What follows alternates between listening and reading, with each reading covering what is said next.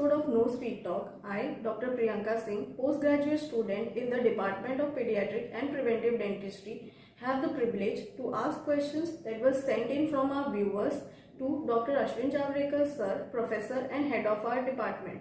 He is the mind behind many novel experiments to curb sugar intake and spreading awareness about the ill effects of the same, including this series of videos titled No Sweet Talk. He has some of the best stories and experiences that one can ever hear, and we as the audience are fortunate today to have him answer some pressing questions on sugar. Without much ado, let me bring in the first question. Is it necessary to stop eating sugar completely? This is an interesting question. Yes, it is necessary for some of us who are detected diabetic or who have some certain health conditions which compel them to stop or quit sugar completely. And for others, whether it is necessary or not, why not if you can? Because we know that sugar doesn't have any health benefits. So any amount of sugar that we are eating is actually an excess. So my suggestion is, if you can eliminate sugar from your diet completely, that is the best thing. If you can't, then at least reduce as much as you can. That was quite illustrative. Coming to the next question, how do you control your cravings for sugar? We need to know why do we crave for sugar, because once we get introduced to the taste of sugar, we start liking it, and if we like something, it becomes synonymous with pleasure, and then on different occasions or whenever we seek pleasure, we go back to the taste that we like. So let us identify the problem in this, that let us stop associating sugar or sweets with pleasure. There can be very many ways of celebrating, for example, birthdays or festive occasions without the presence of sugary foods. Now, if we want to eliminate cravings, number one, we need to resort to some other forms of pleasure and not necessarily the foods. There is an interesting book by Charles Duhigg, and the name of the book, the title of the book is Power of a Habit, in which it is mentioned that there is a certain loop of cue, routine and reward. So many of us who get addicted to certain pleasures, they get a cue. Yes, I get some craving for sugar or something sweet.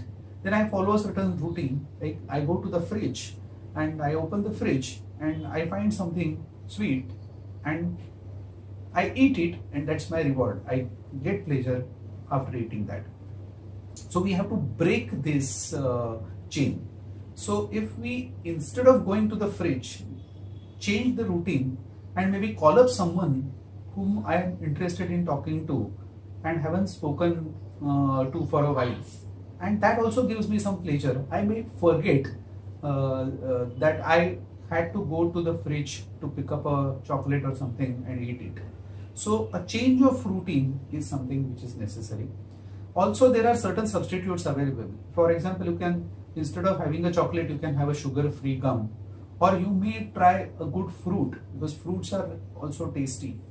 I'm not really advising too much of sugar substitution here, because you may still crave the taste, and that's the problem with sugar substitutes, and not all sugar substitutes are healthy.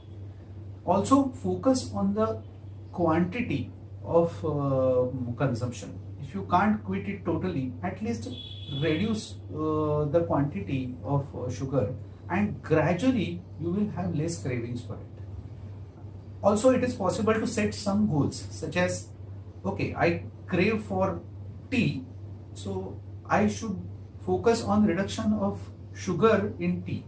So gradually, if I develop a taste for tea without sugar, then I will be able to enjoy tea and I won't crave for sugar in it.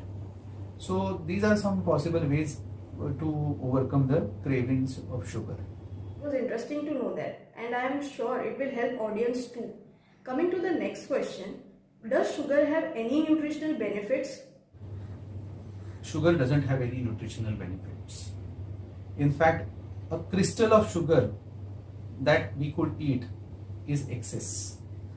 And it's unfortunate that a lot of processed foods, a lot of festive foods, and a lot of home cooked and home stored or preserved foods have excess sugar in them, despite having no nutritional benefits. In fact, for thousands of years, human beings, a common man, lived without the crystalline sugar. Crystalline sugar became available to human beings only after the middle of 19th century or so. Prior to that, only jaggery and honey and some forms of non-crystalline sugar were available, but they were so sparingly available that they couldn't become a part of daily eating. So if human beings could survive for thousands of years without sugar, how can it be really necessary, and how could it have any nutritional benefits? As far as the harms are concerned, we have spoken a lot about them, that sugars can really have ill effects on health, ranging from that on teeth to that on heart. So sugars do not have any nutritional benefits, particularly sucrose and fructose.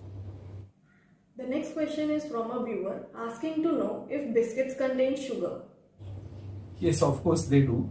A lot of biscuits are these days advertised as healthy or digestive or low calorie biscuits, but please read the labels carefully, because something that doesn't have free sugar may still have something that may not be safe for you.